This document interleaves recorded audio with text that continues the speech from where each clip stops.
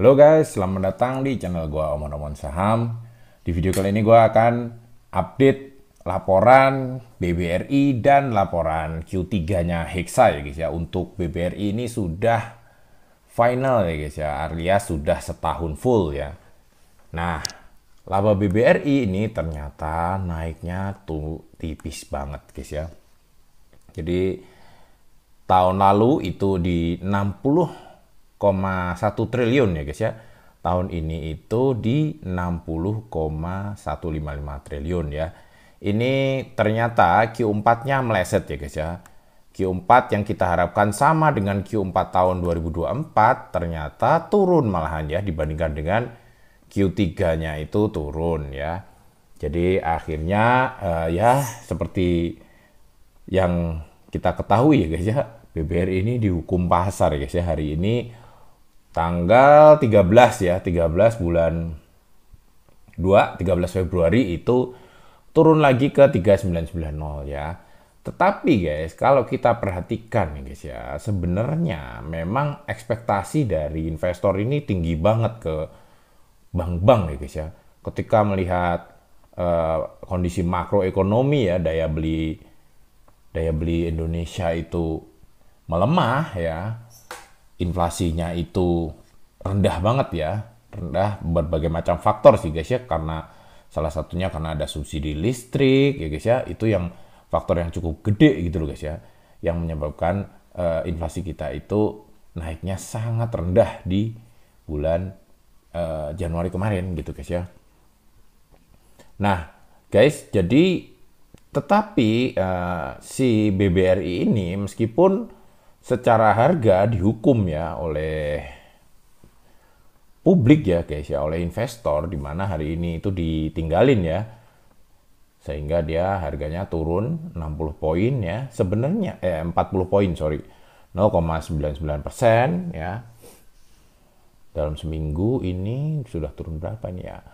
Oh, dalam seminggu sih naik ya guys ya. Dalam sebulan juga masih naik guys. Tapi dalam sehari itu dia sudah turun 40 poin guys. Nah guys, kita coba lihat prediksinya ya guys ya. Untuk BBRI ini dividennya sebenarnya juga masih oke ya guys ya. Proyeksi ya, direktur utamanya BBRI itu udah statement nih guys ya, minimal dividen yang dibayarkan itu 80 sampai dengan 85%. Kalau ngeliat kondisi pemerintah sekarang yang lagi butuh dana ya, kemungkinan sih di 85%. Kemarin di interim itu sudah bagiin 19% nih guys ya. 19%, sorry 19%. Kemarin udah interim 135. Oh sorry, kemarin udah 34% guys. Sudah 34% ya, dia sudah membagikan 34% itu di interim ya. Jadi agak banyak ya guys ya. Kalau sesuai dengan yang disampaikan oleh Pak Direktur utamanya BBRI bahwa dia akan membagikan sekitar 85% lah ya guys ya.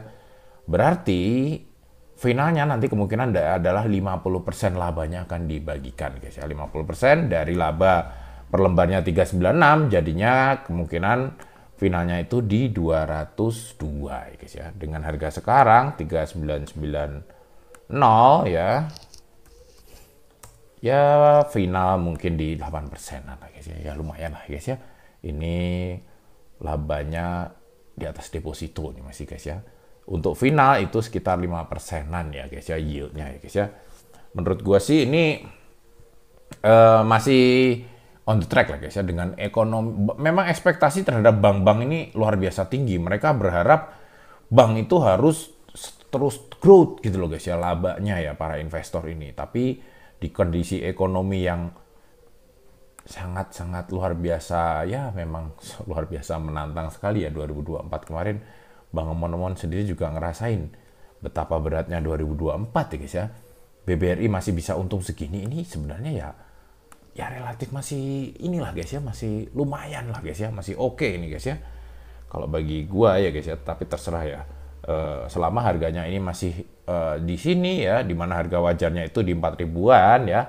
Selama harganya di 3.900 ini sih, kalau masih ada cash, gak ada salahnya juga untuk akumulasi guys ya, karena memang jangka nextnya ini kita nggak tahu ya, masa ekonomi mau begini terus ya guys ya, kan nggak mungkin guys ya, kecuali memang Indonesia ini memang mau masuk ke dalam sumur guys ya ekonominya, ya mungkin BBRI akan tetap seperti ini aja gitu guys ya. Tapi kalau misalnya pemerintah melakukan perbaikan ya, dimana menurut gua sih pemerintahan yang baru ini sedang berupaya gitu guys ya, sedang berancang-ancang gitu guys ya untuk memulai suatu gebrakan gitu guys ya.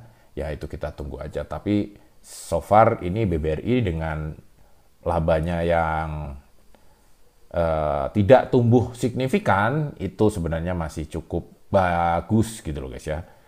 Oke, selanjutnya kita akan bahas laporan Q3-nya Hexa guys ya. Nah, Q3-nya Hexa ini seperti biasa kalian harus ingat bahwa Q3-nya Hexa ini adalah periode Maret sampai Desember guys ya. Nanti Q4-nya itu Januari sampai Maret, itu karena ngikutin kalender Jepang ya.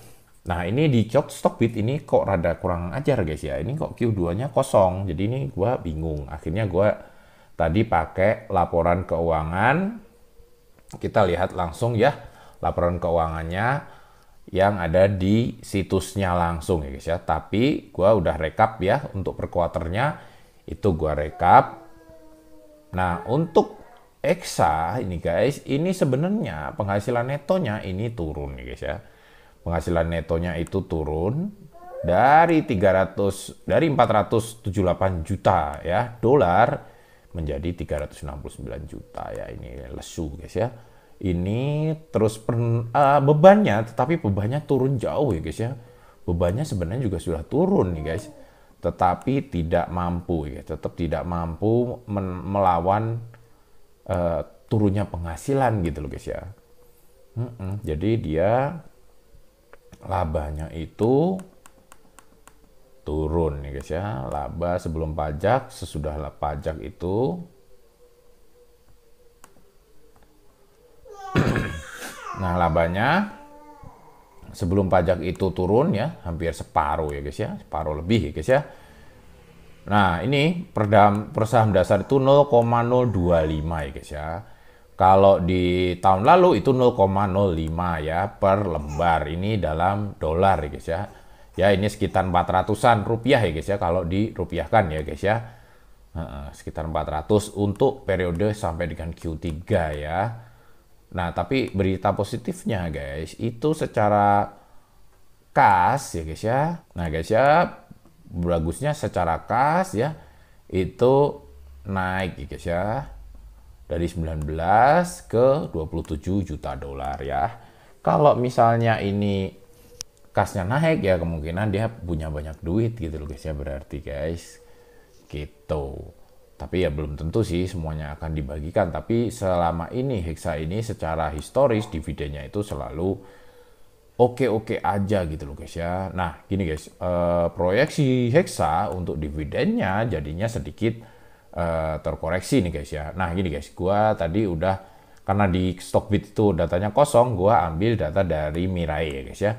Dari aplikasi Mirai itu Q1-nya itu 111 ya, Q2-nya itu ternyata 87 ya, bukan 0 ya, 87 rupiah ya. Nah Q3 itu 211. Nah ini yang cukup membuat gua masih yakin dengan Hexa ya. Karena apa?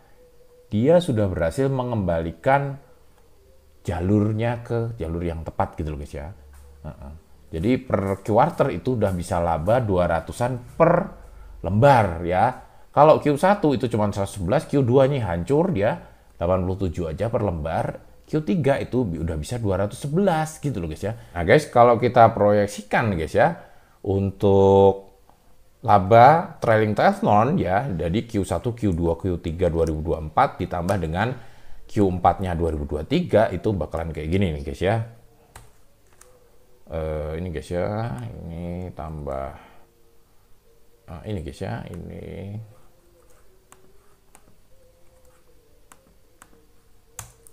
$625 guys ya, 624 sorry. Ini berarti guys, proyeksinya guys ya, dividennya nanti sekitar di 400 495 ya. Untungnya ya guys ya, untungnya harganya juga drop ya guys ya, harganya drop di 4.500. Jadi sebenarnya secara yield ya masih lumayan lah guys ya, 10-an persen. Kalau misalnya pakai harga yang peak kemarin ya, 4.400, 6.400 ya guys ya. Nah itu jadinya kecil guys ya yieldnya. Tetapi karena harganya juga sekarang turun ya, 4.000 berapa tadi? 4.530 ya, yieldnya masih potensial guys ya.